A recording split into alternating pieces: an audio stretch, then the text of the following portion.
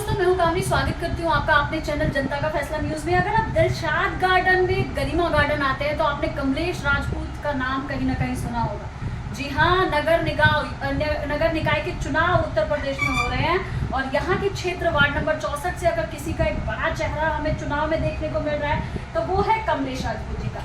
सबसे पहले मैडम मैं आपका स्वागत करती हूँ अपने चैनल जो है जनता का फैसला न्यूज में। धन्यवाद, आपका भी स्वागत है जी। अभी आप 3 क्षेत्रों में जाकर अपनी जनसभाओं को संबोधित कर आ चुकी है और 3 जगह जाने वाली है, यानी एक दिन में 6 दौरे का कार्यक्रम है आपका। किस प्रकार से मैनेज कर पा रही है? हाँ, हम लोग एक क्षेत्र में जाते हैं, वहाँ जितना संभव होता है हम लोग जाते हैं, डोर टू डोर कैंपेन कर रहे हैं, सबसे मिलते हैं, टाइम देते हैं उनको, उनकी बात भी सुनते हैं, उनकी प्रॉब्लम सुनते हैं और अपनी बात भी रखते हैं उनके सामने। और आज हमारा कुछ अशोक वाटिका है और पीछे लक्ष्मण गार्डन है और सिकंदरपुर हम जाना चाहेंगे। गरिमांजलि स्कूल की प्रिंसिपल है, बच्चों की तो परीक्षाएं आपने बहुत सारी ली होगी। क्या लगता है ये यूपी के नगर निकाय चुनाव कोई परीक्षा की तरह है आपके लिए? हाँ, बिल्कुल परीक्षा की तरह है। अभी तक तो हम बच्चों का रिजल्ट ही निकालते हैं कि बच्चों ने किस बच्चे ने कितना किया, पास है, फेल है या फर्स्ट आया, सेकंड है। अब ये हमारी परीक्षा है। हमने जो इतने सालों में यहाँ काम किया है और हमारी जो छवि है वो इसका जो रिजल्ट होगा उसमें हमें नजर आएगी और लोगों को भी नजर आएगी। क्या कुछ चुनौतियां आपको आपके क्षेत्र में देखने को मिली? क्या कुछ चुनौती के रूप में खड़ी हुई आपके सामने?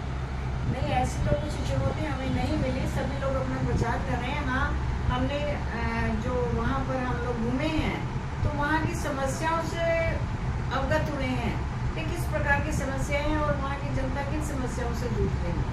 बाकी हमारे लिए ऐसी कोई चुनौती नहीं आई थी, कोई पार्टी हमारे रुकावट बने या कुछ ऐसा हो।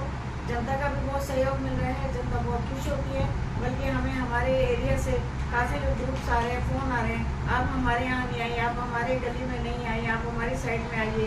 तो ये भी हमें सुझाव मिल रहे हैं और फ़ोन कॉल्स आ रही हैं। जनता का कैसा रुझान आपको देखने को मिला? जिनसे आप मिल रही हैं, जिनकी समस्याओं को सुन रही है, वो किस प्रकार से आपके सामने पेश होते हैं?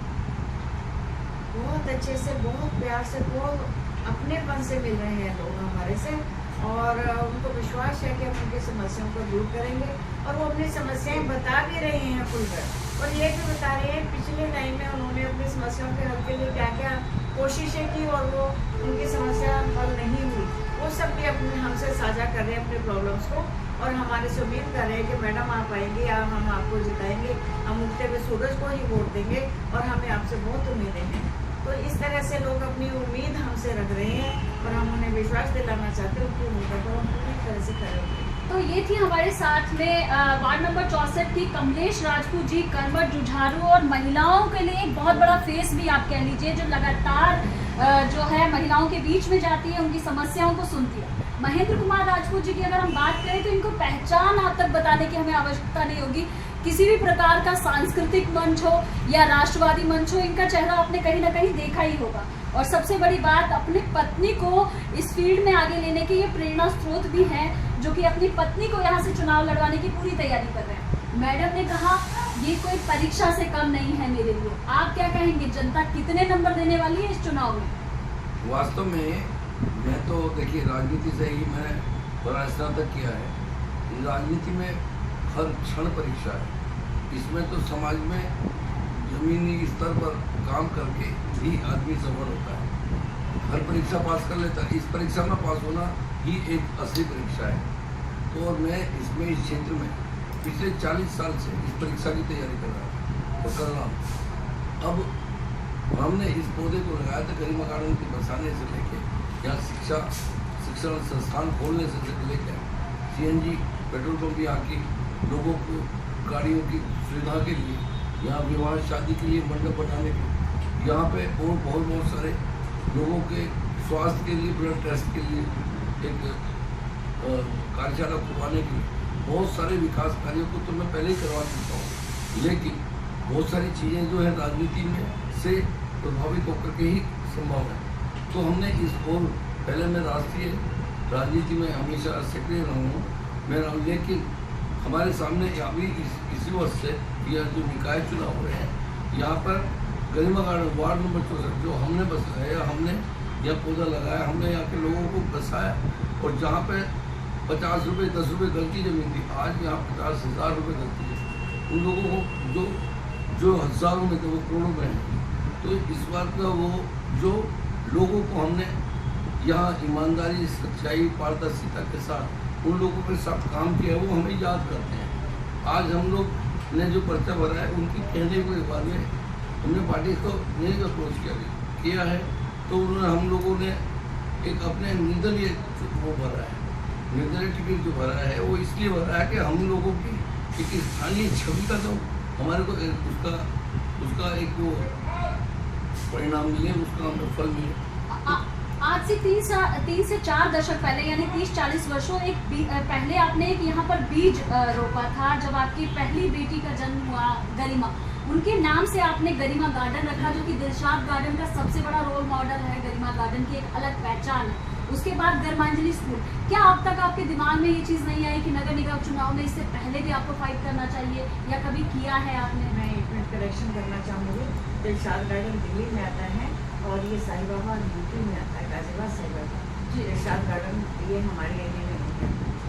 गरिमा जो गार्डन है उसका एक रोल मॉडल साहिबाबाद में जो पड़ता है, तो इससे पहले आपके मन में नहीं आया कि इससे पहले भी आपको चुनाव में फाइट करना चाहिए था?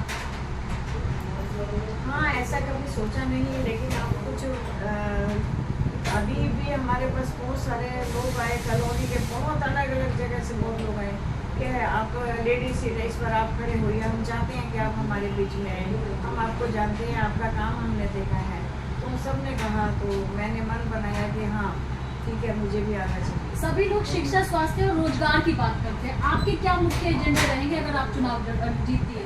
शिक्षा, स्वास्थ्य, रोजगार तो प्राथमिकता है ही। उसके अलावा महिलाओं, बच्चों की सुरक्षा, इसके अलावा यहाँ पर जो गुंडागर्दी, झपटमारी, चेन छीनना, पर्स छीनना, ये सब चीज़ें हैं, इन चीज़ों पर रोकथाम लग सके, सुरक्षा का माहौल बने। जो यहाँ पर माफिया या गुंडागर्दी है उसको किसी तरह से हम लोग अपने ग्रुप्स बनाए, अपनी कमेटियाँ बनाएं, हम पुलिस का सहयोग लें, इस तरह से भी सुरक्षा हो। इसके अलावा ये सब चीज़ें, और महिलाओं की सुरक्षा और महिलाओं के रोजगार, महिलाओं को शिक्षा के प्रति जागरूक करना हमारी प्राथमिकता है। जी। अंतिम प्रश्न है मेरा सर आपसे। गरिमा गार्डन वार्ड नंबर 64 की जनता आपको देख और सुन रही है, उनके लिए क्या संदेश और क्या अपील करना चाहेंगे? मैं आपका ये ध्यान आकर्षित करना चाहूँगा कि यहाँ जो वार्ड नंबर 64 में जो चुनाव चल रहा है, यहाँ लोगों की कुछ अपनी आकांक्षा है। वो ये चाहते हैं कि यहाँ पर जो अमन, चैन और शांति का माहौल था, और जिस माहौल के तहत ये सब चीज़ एक रोल मॉडल के लिए जो तैयार किया था, हम ये चाहते हैं कि ये स्मार्ट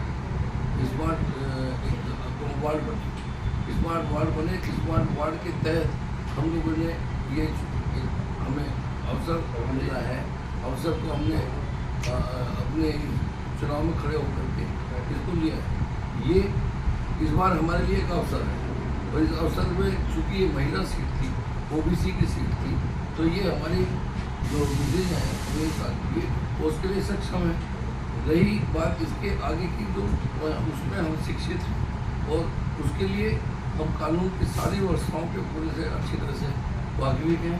हम जिस तरीके से आज तक 40 साल में हमने इसमें बड़े अमन चैन के साथ काम किया है, हम उसी अमन चैन के साथ, सबके सलाह के साथ, सबके साथ मिल करके धर्म न जाति पर, हम अपने परिवार पर, बात पर नहीं, किसी